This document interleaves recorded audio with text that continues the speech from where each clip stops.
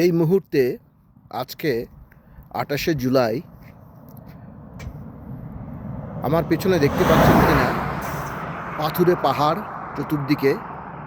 এই যে দেখেন, আমি এখন I-70 ওয়েস্ট ধরে নেভাডা হয়ে I-15 ধরে মহাবি ডেজার্ট হয়ে ক্যালিফোর্নিয়ার দিকে যাব, সান ডিয়েগোতে। তো আপনাদের সাথে যে ইউটাতে প্রবেশ করলাম এবং যে ইউটার যে সিনারি, হয়তো ক্যামেরাটা, ফোনের ক্যামেরা তো তেমন একটা ভালো না, দেখতে পাচ্ছেন কি না পিছনে খালি দেখেন পাহাড় আর পাহাড়, পাথরের পাহাড় এবং দুর্গম এলাকা। এর মধ্যে দিয়ে আমেরিকান ইঞ্জিনিয়াররা খুব সুন্দর করে হাইয়ে নিয়ে গেছেন এবং যতদূর দেখা যায় ওই যে দেখছেন সামনে ভীষণ পাহাড়, বড় পাহাড়। এই যে সাইডে দেখেন পাথরের পাহাড়।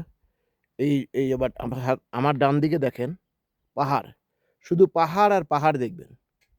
এর মধ্যে দিয়ে রাস্তা চলে গেছে, কোনো মানুষ বসতিহীন এলাকা, লোকজন নেই, দোকানপাটও খুব একটা নেই, মাইলের পর মাইল। আমি প্রায় 50 মাইল চালার পরে একটা গ্যাস স্টেশন পেয়েছি। অত্যন্ত দুর্গম এবং প্রত্যন্ত এলাকা, যার মানে কিন্তু এক ধরনের সৌন্দর্য আছে, একটা নিস্তব্ধতা, যে সৌন্দর্য, চুপচাপ, সুমসাম, নীরবতা, মনে হয় চাঁদের মধ্যে চলে এসেছে, এরকম লাগে। যাই হোক, আল্লাহ তাআলা আমাকে এই যে দেখার সুযোগ করে দিয়েছে, জন্য ধন্যবাদ।